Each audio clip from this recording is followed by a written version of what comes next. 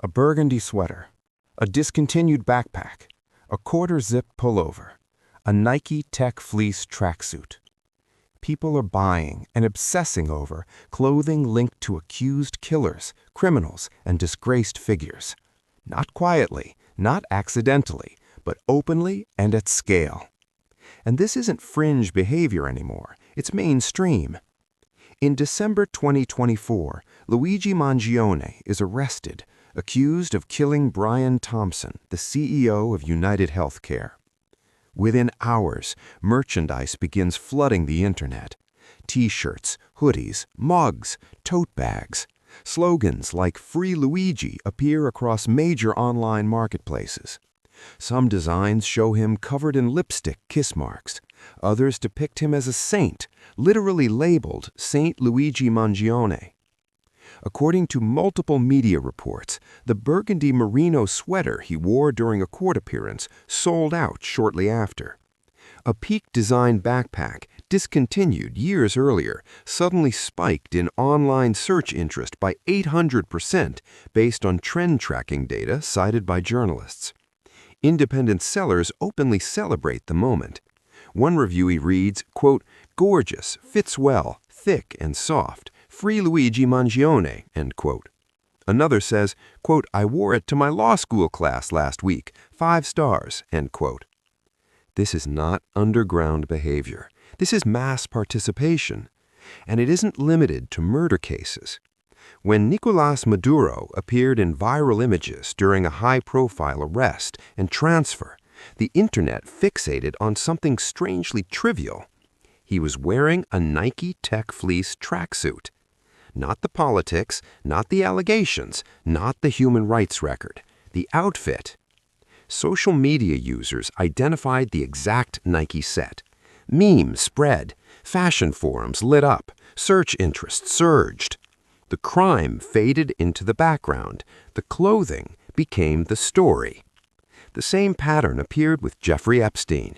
Years after his death, a quarter-zip pullover he had once worn, complete with monogrammed initials, was listed and sold by a private seller for thousands of dollars. It was marketed not as clothing, but as historical memorabilia. Not despite who wore it, because of who wore it. This is new. During the 1970s trial of Ted Bundy, women packed the courtroom. He received love letters and marriage proposals. After his execution, his belongings became collectibles. Richard Ramirez married while on death row. His courtroom appearances were filled with admirers. His sunglasses were copied and sold as fashion items. Charles Manson's artwork has sold for thousands of dollars. His clothing and personal items have fetched tens of thousands at auction. More recently, streaming content about Jeffrey Dahmer triggered waves of merchandise, forcing repeated takedowns, only for listings to keep returning. What's different now is scale. The internet doesn't just amplify fascination, it monetizes it instantly. Psychologists have studied attraction to violent and infamous figures for decades. There is even a term for it, hybristophilia.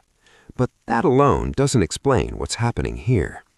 Because most people buying this merchandise are not trying to contact these men. They're not writing letters, they're not proposing marriage.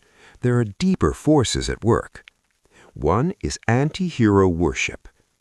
According to prosecutors, Mangione allegedly targeted the CEO of a health insurance company, an industry deeply resented by millions of Americans. In that framing, he stops being seen as an accused killer and starts being seen as a symbol, a rebel, a stand-in for rage against what people call the system.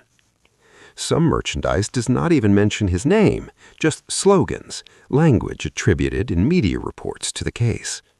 At that point, it is no longer about the person, it is about what people want him to represent. Another force is infamy as fame. We live in an attention economy. Recognition itself has value, regardless of how it's earned. Serial killers, dictators, and disgraced elites become more recognizable than scientists or reformers. Their images circulate endlessly. Their clothing becomes shorthand. Infamy becomes a brand. Then there is morbid curiosity. Humans have always been drawn to death and scandal. Public executions once filled town squares. Today, we binge true crime documentaries and viral arrest photos. Owning something linked to a crime feels like owning a piece of the story, a souvenir of shock. And finally, sexual attraction. This is the most uncomfortable part and the most denied. Attraction to dangerous or infamous figures is well documented and not limited to one gender. For a subset of people, the danger is not a deterrent. It is part of the appeal. So, who is making the money? Mostly not corporations. It's independent creators, print-on-demand sellers, small operators riding viral moments. One seller told the Wall Street Journal they made roughly $12,000 in their first week. Platforms attempt moderation. Listings are removed. They reappear with altered wording, coded slogans, or indirect references. And sometimes platforms benefit anyway.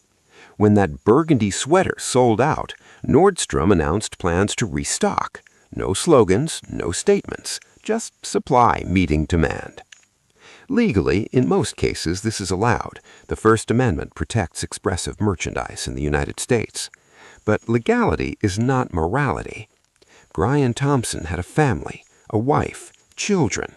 They're watching the man accused of killing him turned into a folk hero, a meme, a fashion statement. Buyers do not see a victim. They see a symbol, a look.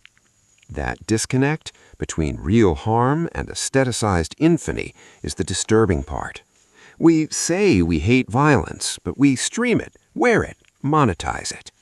We know the names of killers, abusers, and dictators. We rarely know the names of their victims.